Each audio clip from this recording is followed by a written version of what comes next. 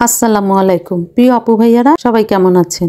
আশা করি আল্লাহর রহমতে সবাই ভালো আছেন। এখন কিন্তু পেয়ারার সিজন, এটা তো সবাই জানেন। আর পেয়ারা মাখা বলেন বা পেয়ারা ভর্তা বলেন, যেই বাসায় বলেন না কেন, এটা খেতে কিন্তু অসাধারণ, পুষ্টিগুণে ভরপুর, খেতেও কিন্তু দারুণ পেয়ারা। তো আজকে আমি একটু ভিন্ন পদ্ধতিতে পেয়ারা মাখবো, আর সেটাই আমার প্রিয় আপু ভাইয়াদের মাঝে শেয়ার করছি। আশা করি শেষ পর্যন্ত থাকবেন, আপনাদের ভালো লাগবে। তো এখানে আমি 2টা পেয়ারা নিয়েছি, আর পেয়ারা 2টা আমি ধুয়ে সুন্দর করে ধুয়ে নিয়েছি।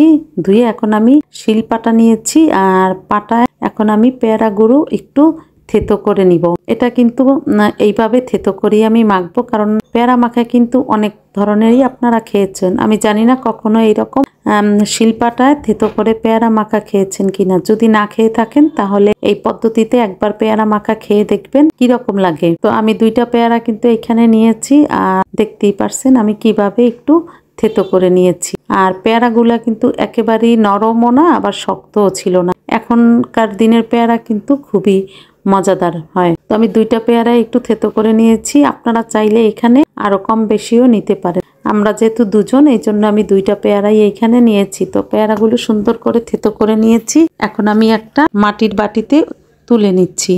তো বরাবরের মতো আবার একটা অনুরোধ করে নিই, আমার ভিডিওটি যদি একটু ভালো লেগে থাকে তাহলে বেশি বেশি লাইক কমেন্ট শেয়ার করুন। আমার চ্যানেলটি সাবস্ক্রাইব করে আমার পাশে থাকুন। চাইলে ফেসবুকে আমার পেজটি ফলো দিতে পারেন। পেয়ারা কিন্তু আমার থেতো করা হয়ে গেছে। এখন আমি একটা মাটির প্লেটে পেয়ারাটা তুলে নিয়েছি, আর এখন আমি দিয়ে দিচ্ছি লেবু পাতা। তো আপনাদের কাছে যদি লেবু পাতা না থাকে তাহলে লেবু পাতাটা আপনারা বাদ দিবেন। তো লেবু পাতা দিয়েছি, পরিমাণ মতো লবণ দিয়েছি, আর দিয়েছি শুকনো মরিচের গুঁড়ো, কাসুন্দি আর সরিষার তেল। এইখানে আপনারা তেঁতুল বা যে কোনো আচারও ব্যবহার করতে পারেন। আমি যেহেতু আজকে তেঁতুল ছাড়া মাখবো, এই জন্য আমি আচার বা তেঁতুল কোনোটাই ব্যবহার করি না। আপনারা চাইলে কিন্তু ব্যবহার করতে পারেন, তাহলে কিন্তু আরো মজাদার হবে। তো আমি কিন্তু ভালোভাবে এখন মেখে নিয়েছি, আর আমার পেয়ারা মাখানো তো হয়ে গেছে। দেখেই বুঝতে পারছেন এটা কতটা লোভনীয়, দেখলেই জিভে জল চলে আসে। তো এইভাবে পেয়ারা মাখা খেয়ে দেখেন, অবশ্যই আমার মনে হয় আমার আপু ভাইয়াদের কাছে ভালো লাগবে। আমার কাছে কিন্তু বেশ লেগেছে।